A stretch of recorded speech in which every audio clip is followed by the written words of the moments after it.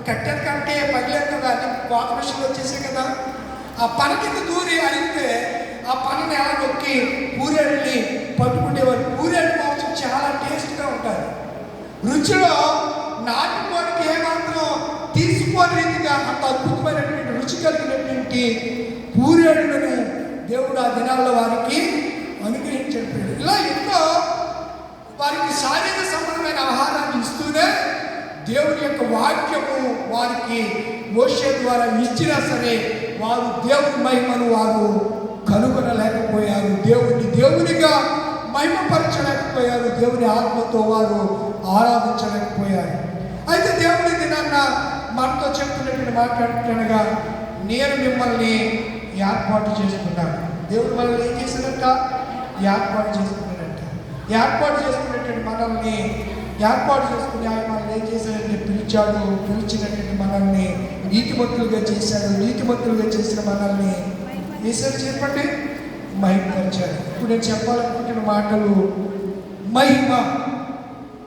మహిమ దీన్ని గ్లోరీ అని అంటాం. ఏమంటాం? గ్లోరీ. దేవుని యొక్క మహిమ అనే సంగతిని నేను మీకు జ్ఞాపకము చేస్తూ ఉన్నాను. జీవపుదాతవై నన్ను రక్షించిన తండ్రివి నీవే ప్రభు. జీవన యాత్రలో అండగా నుండి నీవే ప్రభు. పట్టసరి జగముల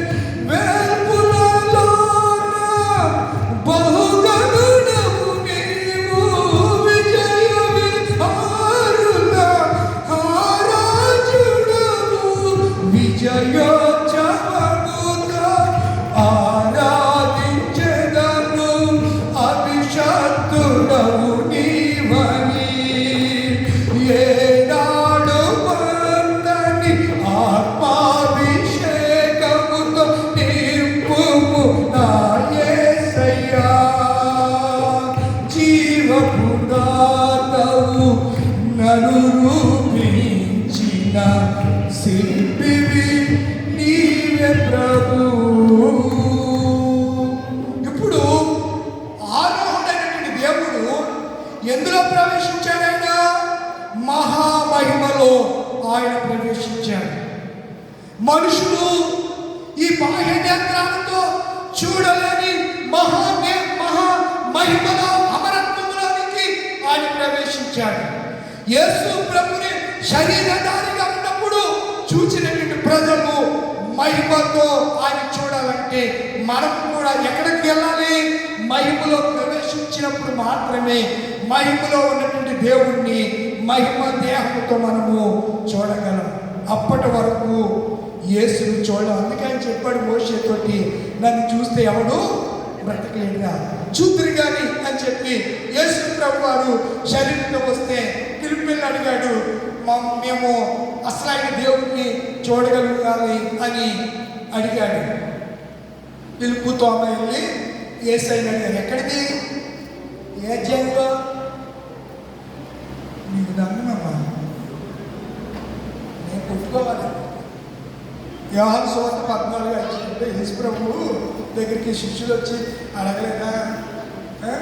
అడిగారు కదా. చూడండి, తండ్రిని కనపరచు మాకు, అంతే చాలని మాటలు అక్కడ మనం చూస్తాం. ఎక్కడున్నాయి అమ్మా? చదవండి. అప్పుడు పిలుపు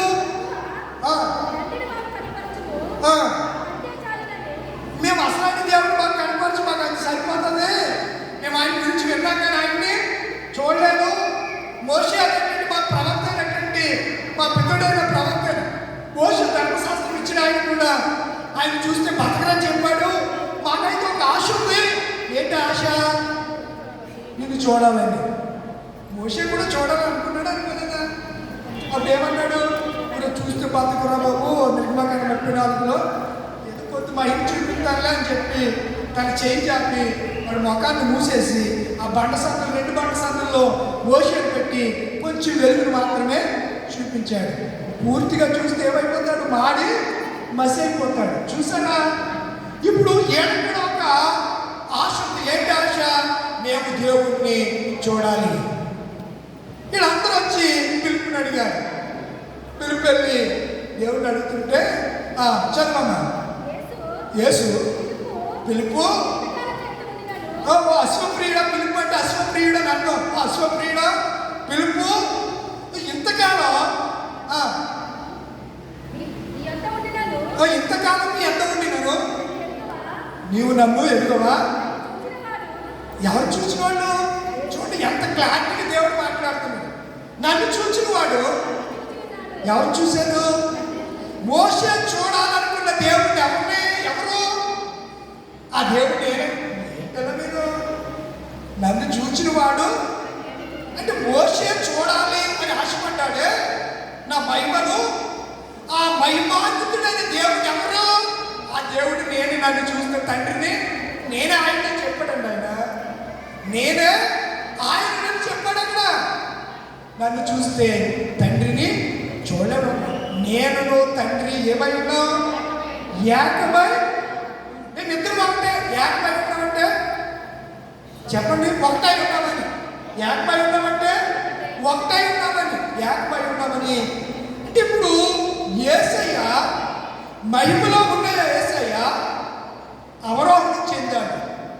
మహిమలోంచి కిందకి దిగి వచ్చాడు. దిగి వచ్చిన యేసయ్య ఏమయ్యాడు? ఆరోహణుడు అయ్యాడు.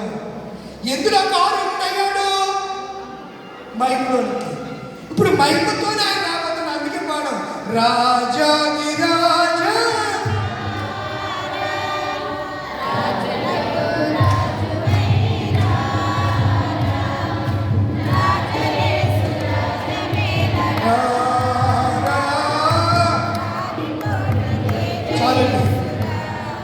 రవికాంతి. రవి కోటి అంటే సూర్యకాంతి అని అర్థం. రవి అస్తమించని సామ్రాజ్యం అని బ్రిటిష్ సామ్రాజ్యానికి పేరుంది. సూర్యుడు అస్తమించని సామ్రాజ్యం అని అంటే రవి సూర్యుని వెలుగుతో ప్రకాశించే దేవుడు మరలా మన మధ్యకు రాబోతూ ఉన్నాడు. మన మధ్యకి అంటే మధ్యాకాశం అని భూమి మీదకి రాడు. అర్థమవుతుందా? ఆయన ఒకసారే భూమి మీదకి వచ్చాడు, మళ్ళీ భూమి మీదకి రాడు. ఎక్కడికి వస్తాడు? మధ్యాకాశంలోకి వస్తాడు. మరి లేనిపోయిన అపోహలకు పోకండి. వాక్యాన్ని బాగా అర్థం చేసుకోండి. ఆయన భూమి మీదకి వస్తాడు కాదు, ఆయన మధ్యాకాశంలోకి వస్తాడు కానీ భూమి మీదకి రాడు. మనమే మధ్యాకాశంలోనికి కొనుక్కోబడతామే తప్ప ఎలా కొనుక్కోబడతాం? మహిమతో కొనుక్కోబడతాం. ఏ మహిమతో? దేవుడు ధరించిన ఇందాక అంటున్నాడు మహిమను ధరించిన యోధులతో కలిసి దిగి వచ్చేదాము. పాడండిలా. మహిమను ధరించిన యోధులు అంటే చనిపోయిన వాళ్ళందరూ కూడా ముందు ఎక్కడికి వెళ్తారు? మహిమలోకి వెళ్తారు. వాళ్ళందరూ మహిమను ధరించి యేసుతో పాటు ఎక్కడికి వస్తారు? మధ్యాకాశంలోనికి. మహిమను ధరించిన యోధులతో కలిసి దిగి వచ్చేదాము. అర్థమైందా? దిగి వస్తాడు ఆయన ఎక్కడికి? మధ్యాకాశానికి. దానికి మనల్ని, అందుకే ఆయన మనల్ని ఏం చేయాలని 6వ దినాలు చెప్తున్నాడంటే మహింపరచాలనుకున్నాడట. ఇప్పుడు రండి, ముందుగా మీకు చెప్పాను, అపవిత్రత పోగొట్టాడు. ఎక్కడో మనం అపవిత్రులు ఏదంటే కల్మషం, కలంకం, అపవిత్రత మన జీవితంలో ఉంది. దాన్ని పోవడానికి శుద్ధ జలాలనగా వాక్యం చేత దేవుడు వల్ల ఏం చేశాడు? పరిశుద్ధ పరిచాడు. ఆ మాటలు కూడా ఉన్నాయి. ఎక్కడున్నాయి మాటలు? నీ వాక్యం నన్ను పరిశుద్ధపరచను అని. ఎక్కడుంది? మరి మీరు చదవండి. మరి యోహాను సువార్త 15వ అధ్యాయంలో ఉన్నాయి. యోహాను సువార్త ఇదేంటి మనం చెప్పమంటాడు, ఏదో తండ్రి ప్రభువా దీవించు, ఆశీర్వదించు, జాకోబు గారిని దీవించు, పౌలు గారిని దీవించు, ఆయన దీవించి అని చెప్పేసి ఆమె అంటాడు అని చెప్పేవాళ్ళు మీరు కోరుకుంటారు. నాకు తెలుసు, మీకు అలాంటి వాళ్ళు కావాలని కూడా నాకు తెలుసు. వాక్యం అవసరంలా. ఈ కడవర దినాలకి భయంకరమైన దినాలు. దుష్టుడు తప్పుదోవ పట్టించాడు. అందుకే ఈరోజు ప్రభుత్వాలు కూడా మనల్ని అణచివేస్తున్నాయి. ఈ మధ్యకాలంలో మా ఉండి నియోజకవర్గంలో మా ఇల్లుని శ్మశానంలో వినాశం చేసేసారు. వేదన, బాధ, విలువ లేదు. చెట్టు దగ్గర 2 రోజులు గడిపాము. చెట్టుకొకరు పుట్టుకొకరుగా ఇంచుమించు 34 లక్షలు నష్టం వాటిలో. పోలీసు ప్రొటెక్షన్తో దౌర్జన్యంగా అసలు ఏ అర్థం లేదు. తర్వాత ఎందుకు ఇలా చేస్తున్నారంటే ఈ కమ్యూనిటీ మనం వెళ్ళే దారిలో ఉండటానికి అసలు అర్హత లేదు అని చెప్పి రాజులందరూ మేము ఏకమైతే ఎలా ఉంటుందో మా దెబ్బ చూశారు కదని పబ్లిక్గా మాట్లాడినటువంటి పరిస్థితులు చెవిలో పడినప్పుడు ఏమి చేయలేము. వారికి అధికారం ఉంది, బలం ఉంది, డబ్బున్నాయి. బ్యాంకుల్లో చేసిన వేల కోట్ల డబ్బులు వాళ్ళ చేతుల్లో ఉన్నాయి. సంపాదించిన వాళ్ళ పూర్వీకులు, వాళ్ళ తాత ముత్తాతలు మనమనే కష్టపడి చెప్పుడిచి నాగడుకుని సంపాదించి వాళ్ళకి ఇవ్వలేదు. మా ఇంటి ముందున్న పొలాలన్నీ కూడా మనమే. మన చేత మా పొలం కూడా అక్కడ ఉంటే మా ఇంటి ముందు పొలం మాదే. ఎక్కడ ఉండేది? ఆ రోజుల్లో 40,000కి చెరువుతో అవుతున్నాం, చేపల చెరువులు రాయించేసుకున్నారు. అప్పుడు చెప్పారు మీకు పట్టాలు ఇస్తాం, మీకు ఏ ఇబ్బంది లేదని చెప్పి 56 సంవత్సరాల క్రితం మేము అక్కడికి వచ్చి ఇల్లు వేసుకుంటే ఈరోజు కనీసం ఈ వేరే చోట స్థలం కూడా ఇవ్వాల. కానీ ప్రభుత్వం కలెక్టర్కి ఏం చెప్పారంటే మేము ఇచ్చాము, వాళ్ళు అడగలేదని చెప్పారు. ఎలకోండి ఎవరుంటాడు? చాలా భయంకరమైన దుర్మార్గం అన్నమాట. నేను చాలా వేదన చెబుతున్నాను, ప్రభువా ఏంటి ఈ దౌర్జన్యం, ఏంటి భయంకరం, మా జీవితాలు ఇంతేనా?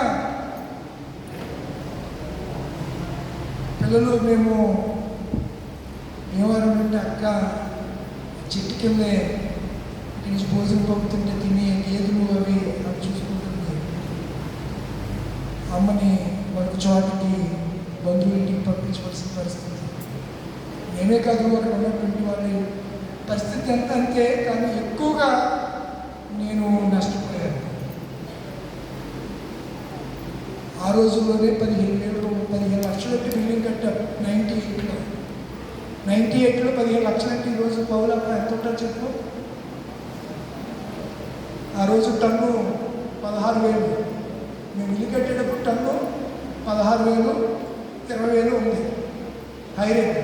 ఇవాళ టన్ను చాలా రేటు 80,000-90,000 ఎంతో పెరిగిపోయింది. బాగా నష్టపోయాం. ఇక్కడికి వచ్చేదాకా బాగా ఉంది. దేవుడి సన్నిధికి వచ్చిన తర్వాతనే నేను వచ్చేటప్పుడు కూడా దుఃఖంతోనే వచ్చాను.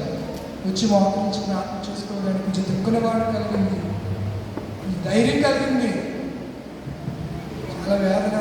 ఇలాంటి పని ఎక్కడెక్కడో పేపర్లో చూస్తే స్వయంగా దాన్ని నేను ఫేస్ చేశాను.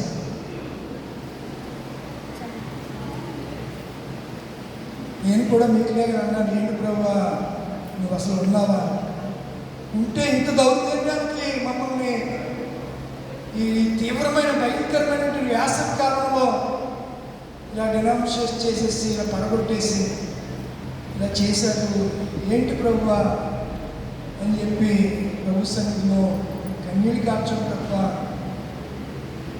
అధికారులకు కూడా సమాధానం చెప్పట్లేదు. ఒక్క పేపర్ మీడియా కూడా రాడకుండా ఎండగంటలోనే రోడ్డుని బంద్ చేసేసారు. ఎటు నుంచి ఎటు కూడా ఊళ్ళోకి రాకుండా నలుమూలల పోలీస్ ప్రొటెక్షన్ని ఏర్పాటు చేసి కొంతమంది ఇళ్లలో సామాను సర్దుకుంటుంటేనే ఆ సామానం మీదే బుల్డోజర్లతోటి మొత్తం మీరు యూట్యూబ్లో వాటిల్లో ఉన్నాయి, చాలా రానకుండా చేస్తున్నారు. వాటిని ప్రజాశక్తి కొన్ని సిపిఎం సిపిఐ వాళ్ళు వచ్చి కొంచెం ఏదో ఓతమిచ్చారు, కానీ ఏ ప్రభుత్వం అధికార పక్షం కానీ ప్రతిపక్షం కానీ ఎవరు కూడా వచ్చి ఇప్పుడు మంచినీళ్ళు ఇచ్చినటువంటి దాఖలాలు లేవు, ఓదార్చిన దాఖలాలు లేవు. వారు మాత్రం గెస్ట్ హౌస్లు ప్రారంభించేశారు. అప్పుడే ఇల్లు పడగొట్టడం, గెస్ట్ హౌస్లు కట్టుకోవడం ప్రారంభించారు. ఏమి చేయడం, ఉన్నది చిన్న ఊరు, 50 ఇళ్ళు. మన కమ్యూనిటీకి ఐక్యత ఉండదు. ఆ పక్క ఊళ్ళు ఎప్పుడు వచ్చి సహకరించి నిలబడరు. మీకు అడ్డుంటే తీసేయండి, అడ్డులేవు కదా ఎందుకు తీస్తున్నారు అని అడిగిన ఆదుడు లేడు. మాలాంటి వాళ్ళు అడిగితే చేసేది ఏ సంస్థలో మీకు తెలుసు కదా, పరిస్థితులు ఉన్నాయి, ప్రార్థన చేయండి. అయితే దేవుడు ఇలా ఎందుకు ఈ క్రైస్తవ జనాంగానికి ఈ శ్రమను అనుమతిస్తున్నాడంటే దేవుడి చిత్తం ఏదో ఉంది.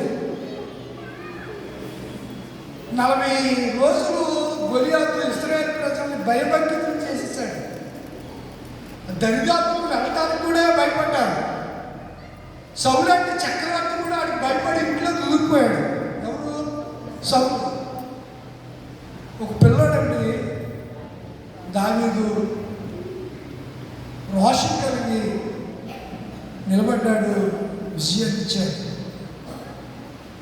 దేవుడు మన పక్షంగా. నేను మీకు చెప్తున్నాను పిల్లలారా, మనం ఆర్థికంగా స్వావలంబన పొందాలి, ఆర్థికంగా స్థిరపడాలి. ఈరోజు ఈ పరిస్థితిని ఎదుర్కోకపోవడానికి గల కారణం ఆర్థిక స్తోమత. అంత గోల్డ్ స్పూన్లో పుట్టుకోవడం కాదు, అలానే మరీ కడుపు ఆటంకంలో అడుక్కునే పరిస్థితుల్లో కూడా లేవు. మధ్యతరగతి ఈ మిడిల్ క్లాస్ ఫ్యామిలీ పరిస్థితి అలా వర్ణతీతం. అడుక్కోలేము, అడగలేము. అయ్యా ఇది మాకు కావాలని ఇక్కడ అడిగినా మన సూటు బూటు, మన టాపు, మన పైవేషం చూసి వాళ్ళకేంట్రా, వాళ్ళకేంటి మన వస్త్రాలు వేసుకుంటే కూడా వాగులేస్తామండి. మంచి వస్త్రాలు వేసుకున్న వాళ్ళ మధ్యకి వెళ్తే మనల్ని, మన ఆడవాళ్ళని, మనల్ని పైనుంచి కిందకి 10 సార్లు చూస్తున్నారు. ఎంత భయంకరమైన స్థితిలోకి మనం ఈరోజు ఉన్నాము అంటే ప్రార్థన చేయండి. దేవుడు తప్పకుండా మన పక్షమై దేవుడు మనం విడిచిపెట్టడు, మన అనాథులు విడిచిపెట్టడు, కార్యం చేస్తాడు.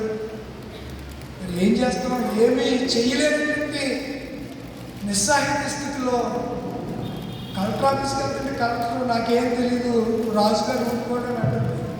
బయటికి రావట్లేదు కలెక్టర్. ప్రభుత్వమే ఈ పనులు చేయిస్తుంటున్నారా?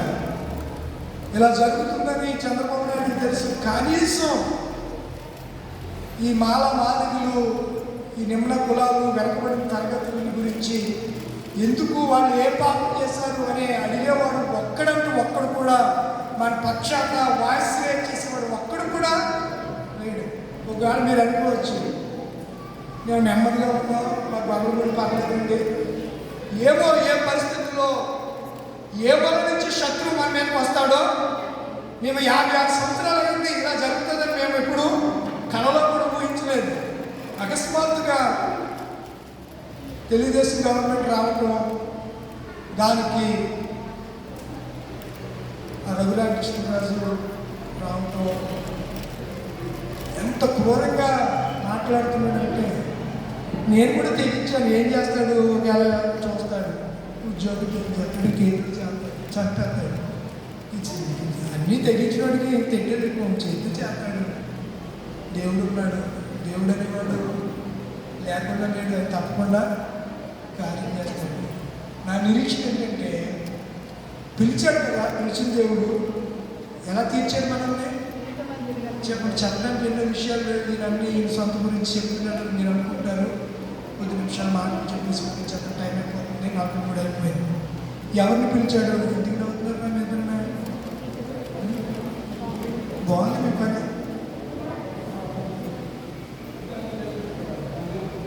ఎవరిని పిలిచాడు? వాడిని ఏం చేశాడు? నీతిమంతుడిగా తీర్చిన వాడిని ఏం చేశాడు? ఈరోజు మన అంశం ఏంటంటే మహిమ. యేసు ఆరోహణలో ఎందులో ప్రవేశించాడు? మహిమలో ప్రవేశించాడు.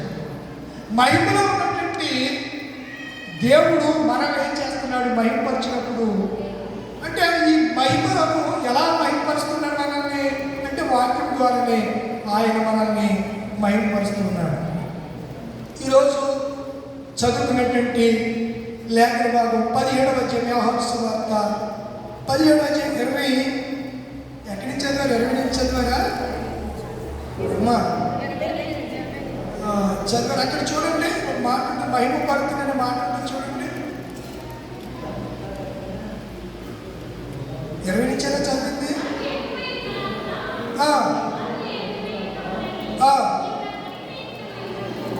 నేను నాకు అనుగ్రహించే మహిమను ఎవరికి ఇచ్చాడంట? మహిమను ఇప్పుడు మన అందరికి ఇచ్చాడు. మీరేమనుకుంటారంటే ఐఎస్ పాస్టర్ గారు మహిమ, మీరు దౌర్భాగ్యులు, మీకు వాక్యం తెలియదు. ఆడ కూడా మేమే మహిమను మేమే అభిషేకం అని ఆడ అంటారు. మీరు కూడా అలాగే ఉన్నారు. పిలిచిన వాళ్ళు అందరికీ ఏం చేశాడంటే ఆయన నీతిమంతులుగా తీర్చాడు. నీతిమంతులుగా తీర్చిన వాళ్ళు అందరూ ఏమయ్యారు? ఇక్కడ అన్నాడు కదా, ఏమంటున్నాడు? నీవు నాకు అనుగ్రహించిన మహిమను ఎవరికి ఇచ్చాడు? మనకి ఇచ్చేసాడంట. ఏ మహిమను? దేవుడి మహిమను ఎవరికి ఇచ్చాడు అంటే ఇప్పుడు అన్న ఏది ఉంది, నేనేమో ఎలగట్లేదు చూపలేదు అని అంటావా మనిషి?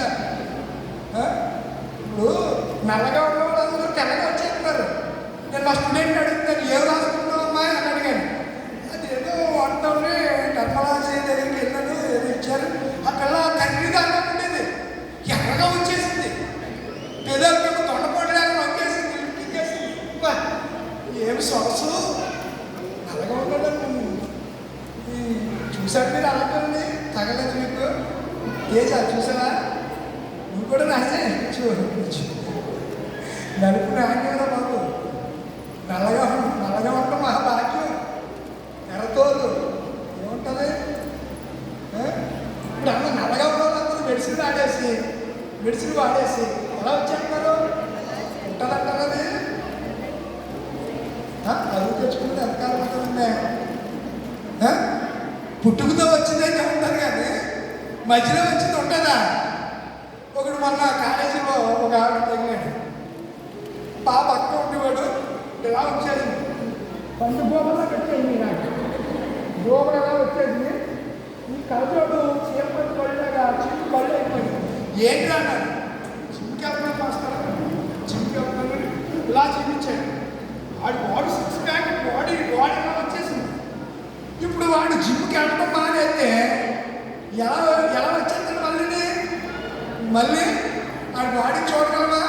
బాగా పొట్ట అయిపోతాడు. పొట్ట కిడ్స్ పిల్లలు ఉన్నటువంటి పిల్లల తల్లి పొట్ట ఎలా ఉంటుందో, ప్రెగ్నెంట్ లేడీ పొట్ట ఎలా ఉంటుందో అలా వచ్చేపోతున్నాడు పొట్ట.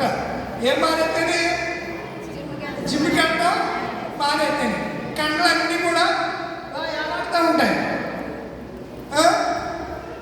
ఇలాంటికి కానీ మనం దేవుడు మనల్ని మైపరచడం అది నీకు తెలియట్లా, ఇక్కడ అదే అంటున్నాడు కదా, నా మహిమను వారికి ఇచ్చి ఉన్నాను, నా యందు ఆ, ఉండుట వలన వారు ఎలా చేయబడతారు? సంపూర్ణ మహిమా స్వరూపులుగా చేయబడతారు అనే మాటను మనం చూస్తూ ఉన్నాం. మరి మాట మీకు నేను జ్ఞాపకం చేయాలని 23వ వచనం చివరి మాట చూడండి. నాకు అనుగ్రహించిన మహిమను ఏమిచ్చాడు? ఇచ్చి తిని. 24 నీవు నాకు అనుగ్రహించిన నా మహిమను వారు చూడవలనని. ఏ మహిమను చూడాలని? దేవుడి మహిమను చూడాలని. దేవుడి మహిమను చూడాలి అని ఉందండి ఆశ. చెప్పండి బాబు, ఎంతమందికి ఉంది ఆశ? ఏదైనా తోటలో దేవుడి మహిమను ఎవరు చూశారు? ఆదాము హవ్వలు చూశారు. ప్రత్యక్ష గుడారంలో దేవుడి మహిమను ఎవరు చూశారు? ఇశ్రాయేలు ప్రజలు చూశారు. డిఫరెన్స్ ఉన్నా? ఆదికాండం 3:8 ఆదాము హవ్వలు చూడడం. ప్రత్యక్ష గుడారంలో ఇశ్రాయేలు ప్రజలు చూశారు. పాలకులు నిర్గమకాండం 40:33-38 వచనంలో. దేవాలయంలో సొలొమోను చూశాడు, యాజకులు చూశారు, రాజుల 2వ గ్రంథం 8వ అధ్యాయం, 8వ అధ్యాయము 10-11 వచనాలు. యేసుక్రీస్తు ద్వారా దేవుడి మహిమను చూశారు. యోహాను సువార్త 1వ అధ్యాయము 14వ వచనం. ప్రస్తుత సంఘం కూడా దేవుడి మహిమను చూస్తుంది. ఎఫెసీయులకు రాసిన పత్రిక 2వ అధ్యాయం 21-22 వచనాలు. కనుక దేవుడు ఒకప్పుడు తన మహిమను దహించు అగ్నిగా ఉన్నాడు. నిర్గమకాండం 24:17 మబ్బుగా ఉన్నాడు. అదే మహిమ మబ్బుగా మారింది నిర్గమకాండం 19:9. తర్వాత ఉరుములుగా మారింది దేవుడి మహిమ కీర్తన 29:3. ధూమముగా పొగగా మారింది యెషయా గ్రంథం 6వ అధ్యాయం 3-4 వచనాల్లో. లూకా సువార్త 2వ అధ్యాయం 9వ వచనంలో ప్రకాశమానమైన వెలుగుగా దేవుడి మహిమ మారింది. మోషే సీనాయి కొండ మీద 40 దినాలు ఉండగానే దేవుడి యొక్క మహిమ అతని మీద ప్రకాశిస్తే కొంచెము వెలిగితేనే ఆ వెలుగునే ఇశ్రాయేలు ప్రజలు తేరి చూడలేకపోతే మోషే తన ముఖం మీద ఏం వేసుకున్నాడండి? ఈ మహిమ కావాలా? అదే ఆరోహణంలో ఆయన ఎందులో ప్రవేశించాడు? మహిమలోనికి ప్రవేశించాడు. మనం కూడా ఎందులో ప్రవేశించాలి? మహిమలో ప్రవేశించాలంటే దేన్ని పోగొట్టుకోవాలి? అపవిత్రతను పోగొట్టుకోవాలి. అపవిత్రత పోవాలంటే ఏం కావాలి? జలాలు కావాలి. వాక్యమే శుద్ధ జలాలకు సాదృశ్యం. సంఘంతో అంటాడు అది కళంకమైనను, ముడతైనను, మచ్చైనను, దాగైనను అట్టిది ఏది లేకుండా వాక్యముతో వేస్తాను ఉదకస్తాను. అంటే పవిత్రత పోవాలంటే వాక్యము ద్వారానే మన అపవిత్రత పోవాలంటే వాక్యము ద్వారానే. అపవిత్రత పోతే మనం ఏమవుతాం? పవిత్రులమవుతాం. పవిత్రులమైతే మనం ఏమవుతాం? నీతిమంతులమవుతాం. నీతిమంతులమైతే మనం ఏమవుతాం? మహిమ. 3 పాయింట్లు గుర్తుపెట్టుకోండి. ఏం పొందుతాం మనం? పిలిచిన దేవుడు మనం నీతిమంతులుగా తీర్చాడు. నీతిమంతులుగా తీర్చిన దేవుడు మనల్ని ఎలా చేశాడు? మహిమకు పాత్రులుగా చేశాడు. ముగించుకుందాం. కనుక దేవుడి యొక్క చిత్తం, దేవుని యొక్క ఉద్దేశం, దేవుని కొరకు మనం చెప్తాం. ఇదిగో నా జీవితం దేవానికి అంకితం, బ్రతుకైనా చావైనా నీ కోసమే. నాకున్నది నీ ఒక్కడివే, నే బ్రతుకేందుకు నీ ప్రేమ చాలయ్యా. నాకున్నది నీ ఒక్కడివే, నే బ్రతుకేందుకు నీ ప్రేమ చాలయ్యా. ఆరాధింతును నాకు నవ్వుతో నిన్ను కనపరుతును.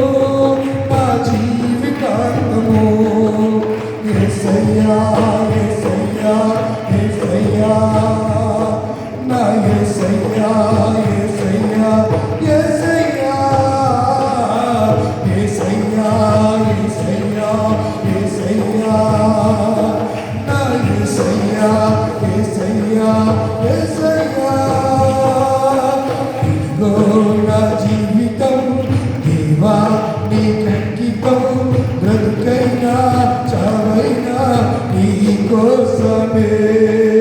ఇదిగో నా జీవితము దేవా నీకంకితము, చావైనా బతుకైనా నీకో అభిమాను. నాకున్నది నీ ఒక్కడివే, నే బ్రతుకేందుకు నీ ప్రేమ చాలయ్యా. నాకున్నది నీ ఒక్కడివే, నీ బ్రతుకేందుకు నీ ప్రేమ చాలయ్యా. ఆరాధింతుము నా పూర్ణ హృదయముతో, నిన్ను కనపరుతును నా జీవితాంతము. ఆమేన్. యేసయ్యా యేసయ్యా యేసయ్యా యేసయ్యా యేసయ్యా యేసయ్యా యేసయ్యా యేసయ్యా నా యేసయ్యా యేసయ్యా యేసయ్యా యేసయ్యా యేసయ్యా యేసయ్యా యేసయ్యా యేసయ్యా యేసయ్యా నా యేసయ్యా. నే బ్రతికేందుకు నీ ప్రేమ చాలయ్యా. లేచి నిలబడదాం. నీ ప్రేమ నాకు చాలయ్యా. యేసయ్యా నీ ప్రేమ వర్ణింప